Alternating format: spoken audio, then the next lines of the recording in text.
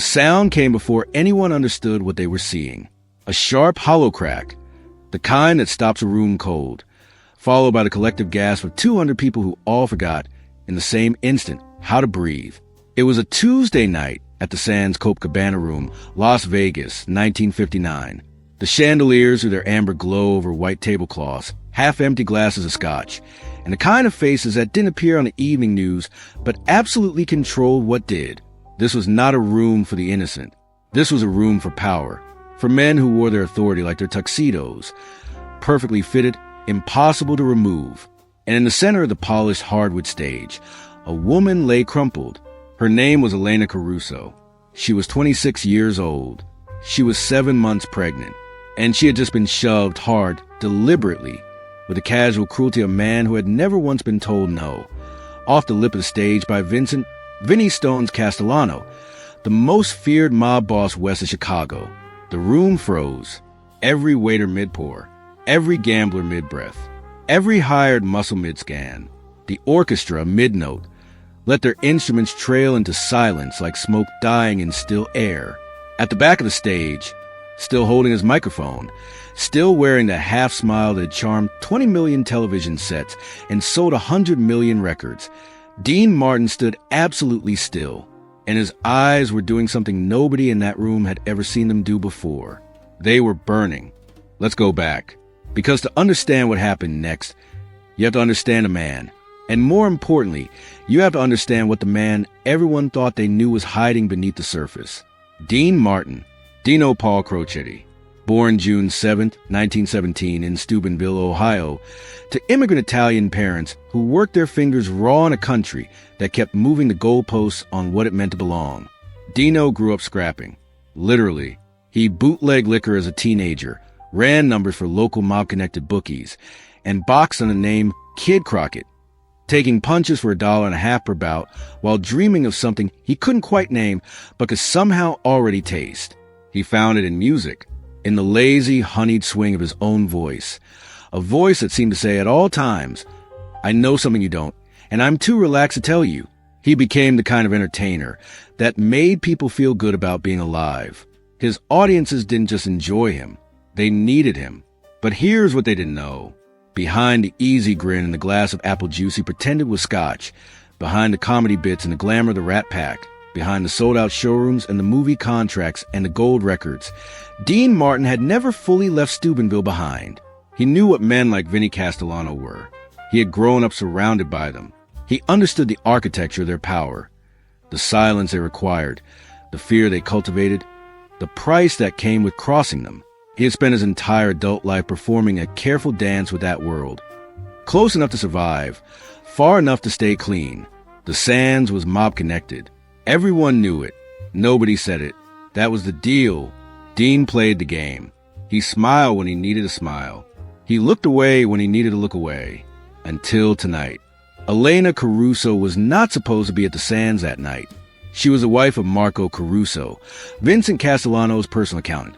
A quiet, careful man who had kept the books for the Castellano organization for 6 years without a single mistake. Marco was loyal, brilliant, and for the last 3 months, deeply, silently terrified, because Marco had found something in those books he was never meant to find.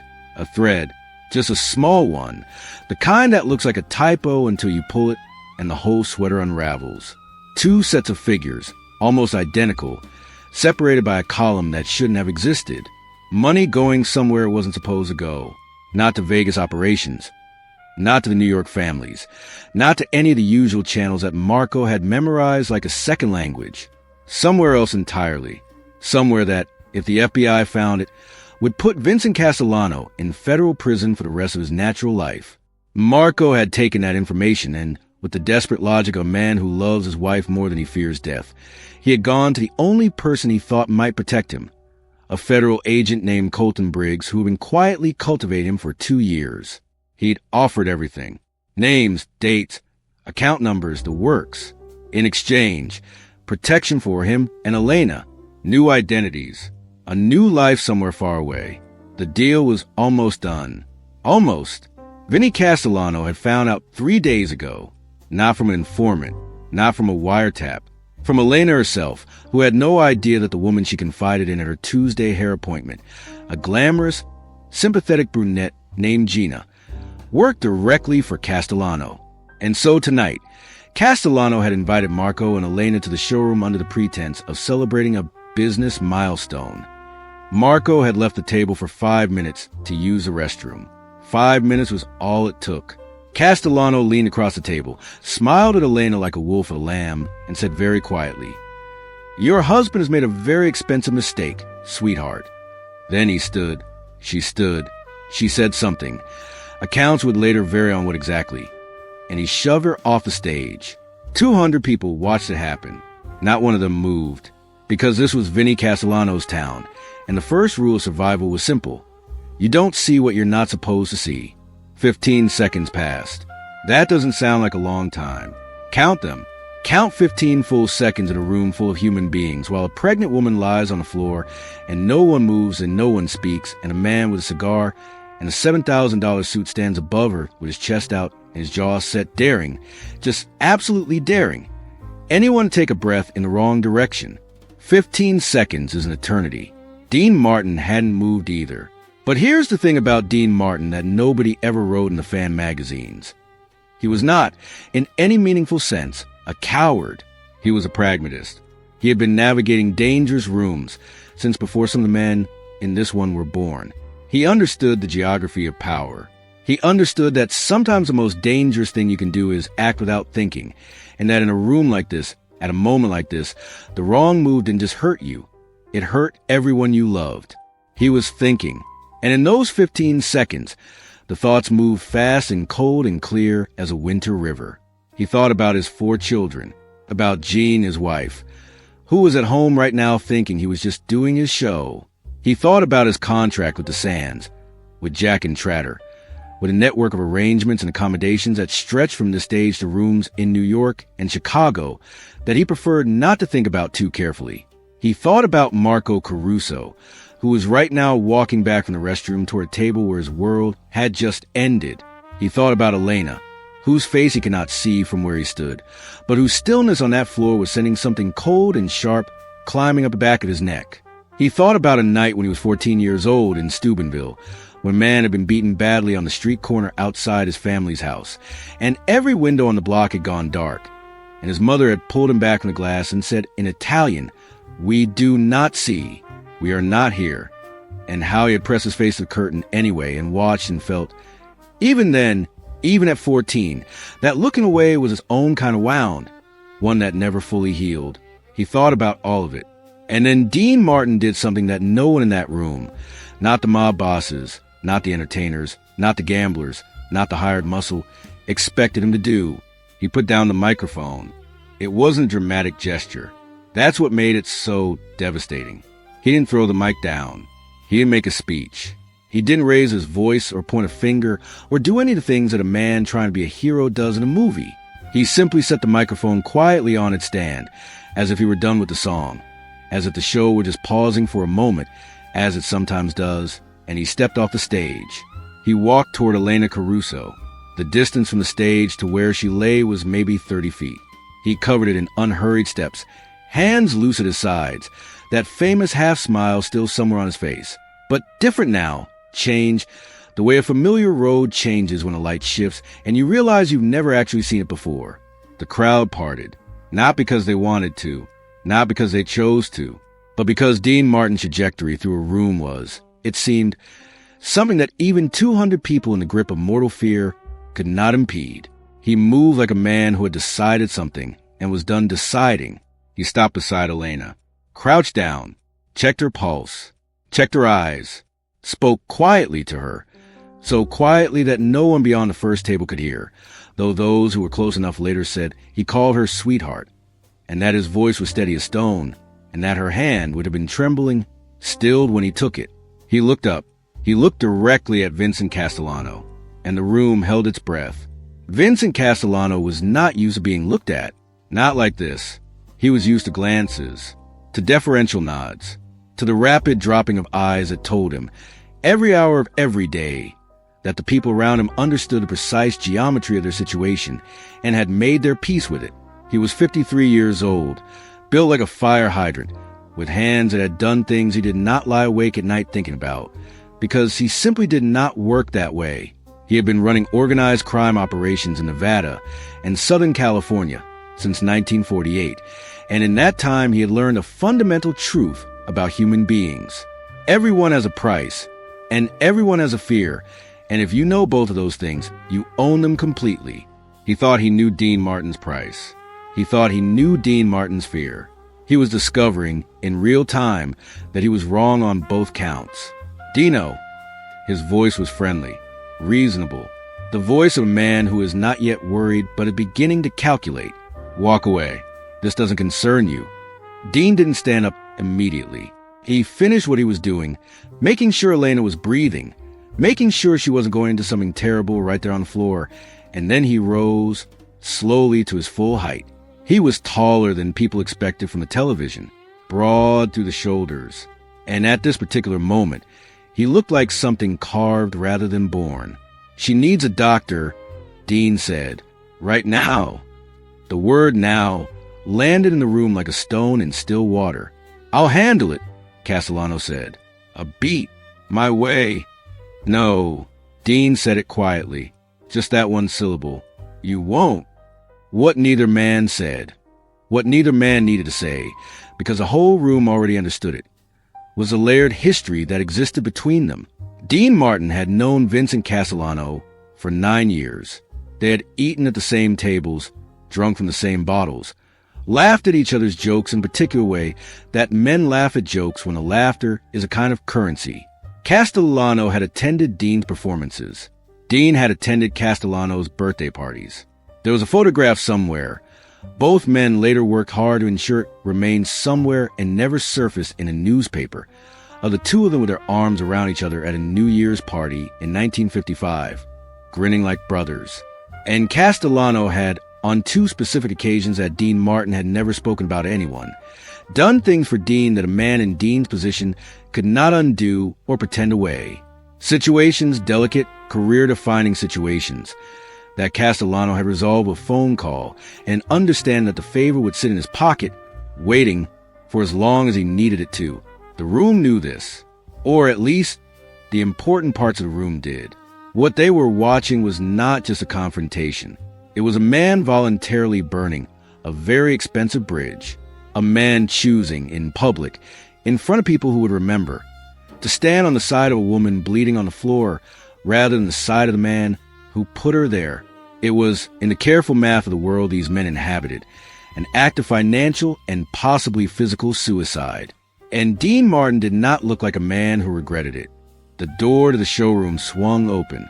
Marco Caruso stood in the entrance, taking in the scene with particular quality of attention that belongs to men who have been expecting catastrophe and have, against their own desperate prayers, just found it. He saw Elena on the floor. He saw Dean Martin standing over her.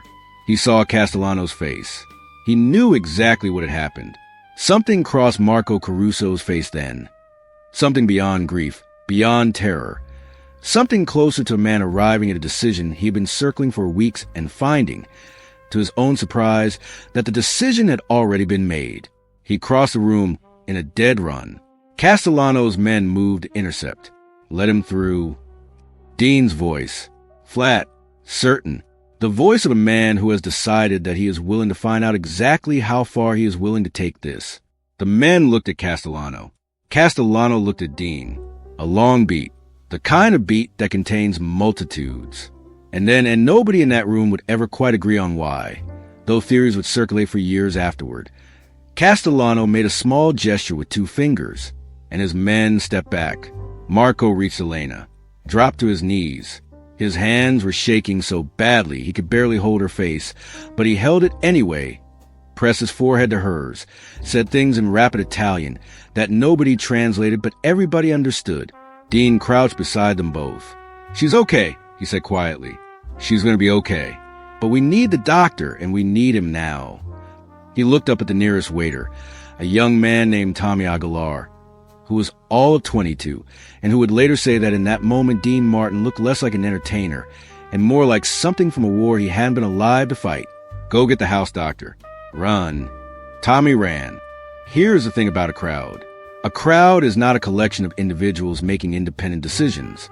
A crowd is a single organism shaped by whichever current happens to run through it first and strongest. And up until the moment Dean Martin stood up and said no to Vincent Castellano, the current running through the Copacabana Room had been fear, pure and simple. But fear is not the only current available. There's another one, harder to summon, easier to lose, but when it runs actually runs through a room full of people who have been keeping their heads down and their eyes averted and their consciences carefully anesthetized, it is electric. It is something like dignity. It started in the Copacabana Room that night with a single person. Her name was Dorothy Fitch. She was 61 years old, the wife of a retired insurance broker named Harold, and they were in Las Vegas celebrating their 40th anniversary. And she had absolutely nothing to do with organized crime in any direction. She was sitting at a table near the aisle, and she had watched Dean Martin walk across that floor, and something in her chest had cracked open like an egg. And before Harold could stop her or even understand what was happening, she had gotten up from her chair, crossed to where Elena Caruso lay, and placed her silk stole gently over the woman's shoulders. It was a small thing. It was an enormous thing. Because once Dorothy Fitch moved, others could move too. The current had changed. A hotel employee materialized with a first aid kit. A woman from Table 7, who turned out to be a nurse from Reno in town for a convention, knelt beside Elena and began assessing her. Two men in evening wear created a kind of barrier between Elena and the rest of the room. Not asked to do it, just doing it.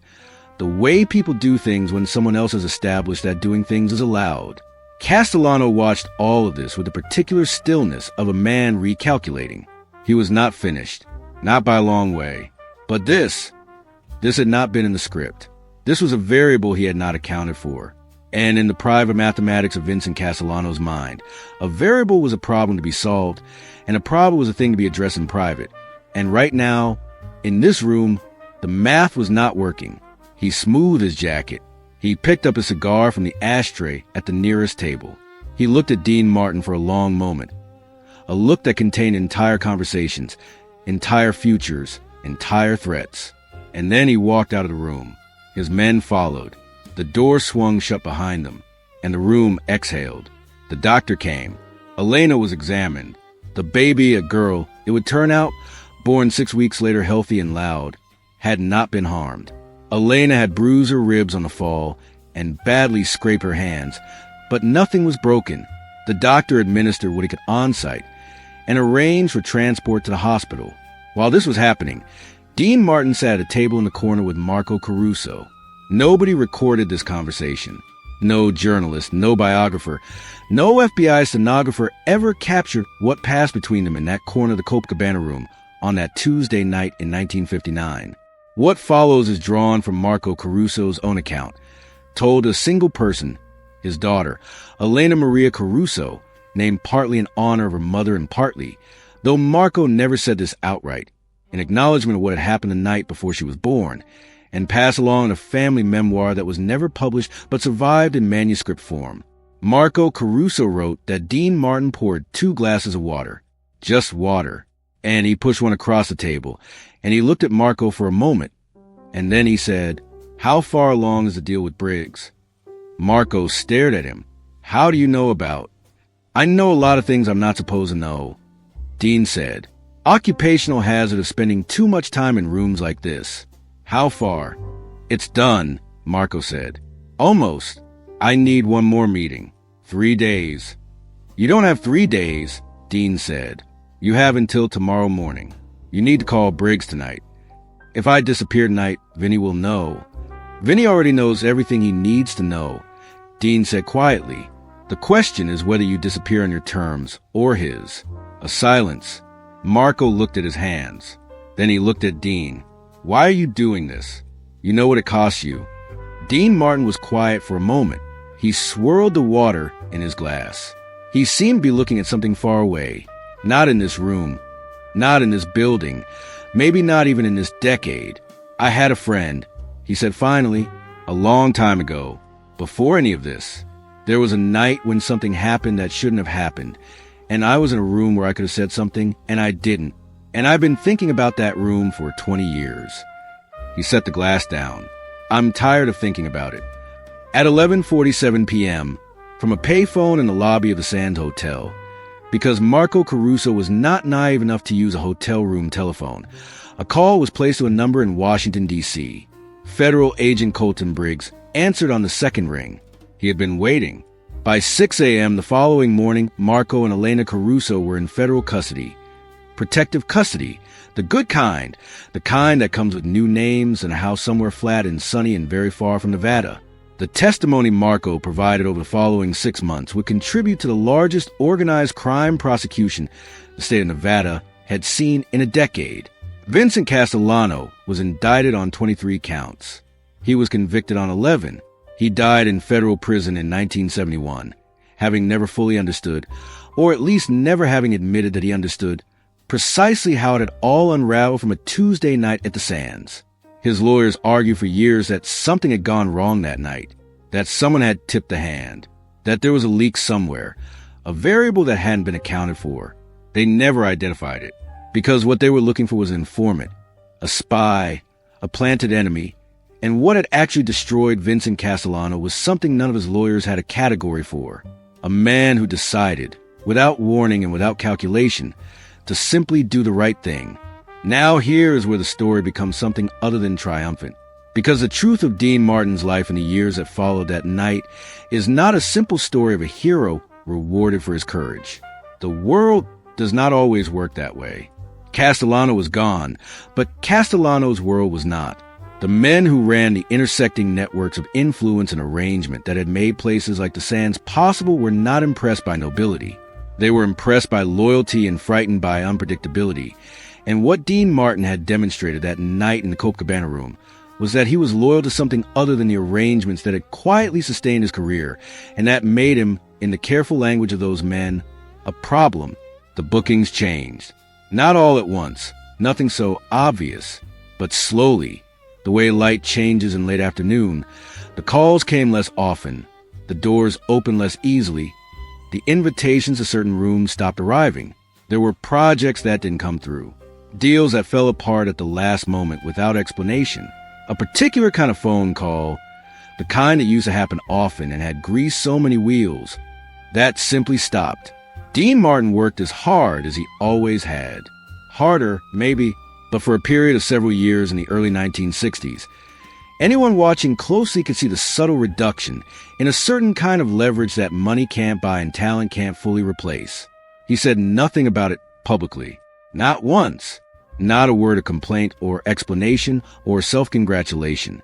In 1965, a journalist, young, ambitious, working on a profile for a major magazine, somehow got wind of the Copacabana incident and asked Dean about it during an interview. Dean Martin looked at the journalist for a long moment with those dark, intelligent eyes, and then he said, "I don't remember that night. Must have had too much to drink." And he smiled, and the journalist knew, from the quality of that smile, that the subject was permanently closed. Elena Maria Caruso grew up in a small city in the Pacific Northwest under a name that wasn't her name, in a house that wasn't the house her parents had imagined, living a life that was quieter and smaller and safer than the one they'd been torn from. Her father never talked about Vegas. Not directly. The manuscript was something he wrote in the last years of his life, almost compulsively, as though the act of writing it was the only way to finally put it down. Elena Maria found it after his death, in a shoebox under his workbench, wrapped in a rubber band that had dried and cracked with age. She read it in one sitting. She was 43 years old when she read it. Her mother had died the year before. Her father had outlived everything. The fear, the witness protection, the false names, the careful distances they'd had to keep from anyone who might have known them before.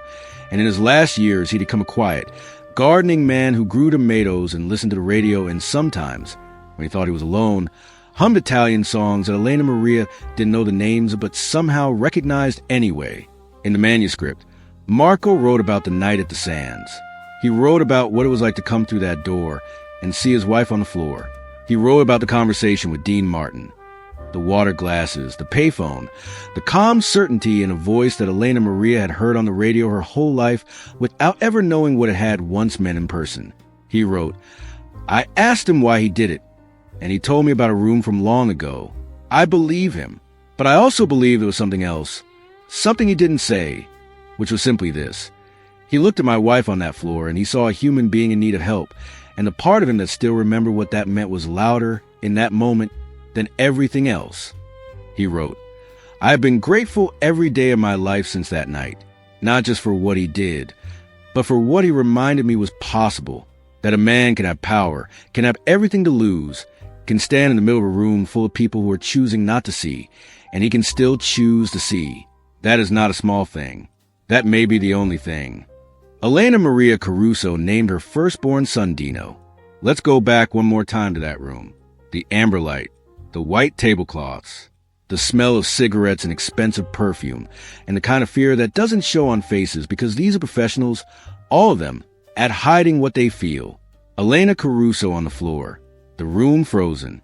Vincent Castellano standing above her with a cigar, and his certainty and his complete, lifelong confidence that the world will continue to arrange itself around his will. And Dean Martin on that stage. Think about what he saw when he looked out over that room in those 15 seconds. He saw 200 people making the same calculation he was making. He saw them all arriving at the same answer. Not me, not now, not worth it. He saw the accumulated weight of compromise and accommodation and pragmatic silence. The same weight he'd been carrying himself, a little more every year, since the night in Steubenville when he pressed his face to the curtain. And then he thought, not about the consequences, not about the math, not about what would cost him. He thought about what it would mean, not to Elena, not to Marco, not to any specific person. What it would mean to be, in that room, the one person who did not decide that someone else's suffering was someone else's problem. What it would mean to himself. Because here's the secret that lives inside Dean Martin's decision, the thing that no biography has quite captured and no journalist has quite articulated. He didn't do it for Elena Caruso. He didn't do it for Marco. He didn't do it for justice or righteousness or any of the large, abstract nouns that get attached to moments like this after the fact. He did it because he was tired of the other room, the room he'd been carrying inside himself since he was 14 years old, when the light went dark in every window, and he pressed his face to the curtain and watched a man get beaten on the street below and felt, somewhere beneath the fear and the practicality and the survival instinct, a small, clean shame. He was tired of carrying that room, and so he put it down. He walked across the floor. He crouched beside a woman who needed help. And everything else, all of it, the consequences and the costs and the slow erosion of certain arrangements that had been convenient for a long time, all of it was just what happened after. There's a photograph taken that night, not of the moment of the fall, not of the confrontation. Those were instances that nobody was positioned to capture and probably wouldn't have dared anyway.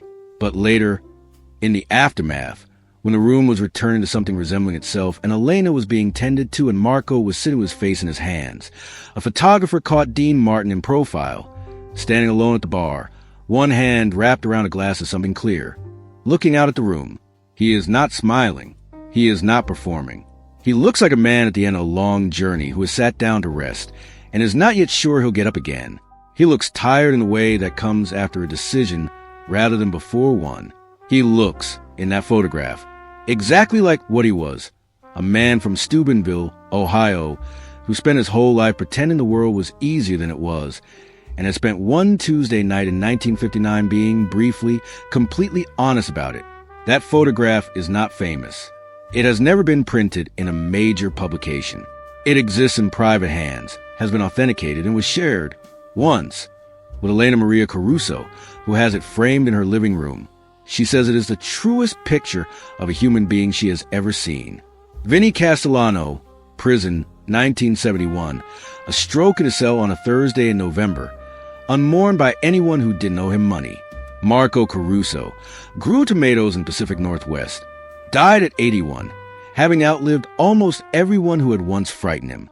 Elena Caruso outlived her husband by 3 years, spent her final decade telling her grandchildren stories she had never told anyone else, including the one about the night at the Sands. Colton Briggs rose to a senior position at the FBI, retired, wrote a memoir in which he mentioned the Castellano case in a single paragraph, describing the key witness only as a private citizen of remarkable courage.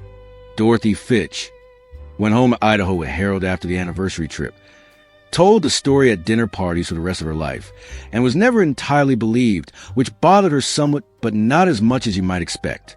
Tommy Aguilar, the waiter who ran for the doctor, became a physician himself, specializing in emergency medicine. He later said that he had chosen the specialty partly because of that night, partly because of the image of Dean Martin crouching beside a woman in a teal dress and speaking calmly to her, while the world held its breath. He said he had wanted, all his life, to be able to do that, to be the person who knew what to do in the moment when everyone else had forgotten. And Dean Martin carried on, played the rooms, made the records, did the television, raised his children, loved his family, drank his apple juice and smiled a smile and gave the world the version of himself it wanted. Lived until 1995 and died on Christmas Day, which is a kind of exit that an entertainer would have chosen if he could have. Slightly theatrical, deeply human. The room turning one more time to look at the empty stage. He never talked about the night at the Sands. Not once. Not publicly. But there's a thing that people who work with him late in his career noticed. A handful of musicians, a few close collaborators, people who spent enough time in his proximity to see beneath the performance.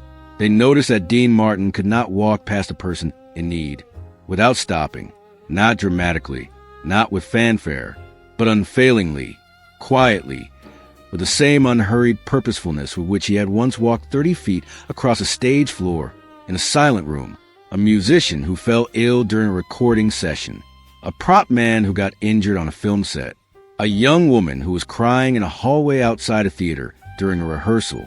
Dean would stop every time, would crouch down to their level, speak quietly, do what needed to be done, and then stand up and carry on, as if he had made some private agreement with himself a long time ago, and was simply honoring it. Here is the truth that lives at the center of this story, the one that makes it more than a historical anecdote or a celebrity biography footnote. Every one of us has a room we carry, a moment when we looked away, a voice we didn't raise, a hand we didn't extend when someone needed it extended, the accumulated weight of all the times we decided, for good reasons and practical reasons and reasons that seemed to make perfect sense at the time, that the cost was too high, that the moment wasn't right, that someone else would handle it, that we couldn't afford to be the person who stood up. That room does not empty on its own. It fills slowly, year by year, small choice by small choice, until one day you look around and realize you've been living in it so long you stop noticing the walls. Dean Martin noticed the walls. And on a Tuesday night in 1959, in a showroom full of frightened people and polished surfaces, and carefully maintained arrangements that everyone preferred not to examine too closely, he decided he was done with them. He put down the microphone. He walked across the floor. He crouched beside a woman who needed help. It is not a complicated story. It is not a comfortable one, but it is in the deepest sense a true one. True in a way that only stories about human beings choosing, against considerable odds and at considerable cost, to simply be decent can be true. Not famous, not heroic, not strategic or calculating or self-congratulatory. Just decent. Just that. The amber light still burns somewhere over a table at the Copacabana Room. The white tablecloths are still spread. The glasses are still full. And somewhere in the silence between songs, in the space where the microphone has been set down and the room is holding its breath, there's a sound of footsteps on a polished hardwood floor. Unhurried, certain, 30 feet, and every inch of them meaning something. The Sands Hotel was demolished in 1996. The Copacabana Room, the scene of some of the most celebrated performances in Las Vegas history, was gone in an afternoon. Some rooms only exist in the people who were in them. Some of those people are still walking. And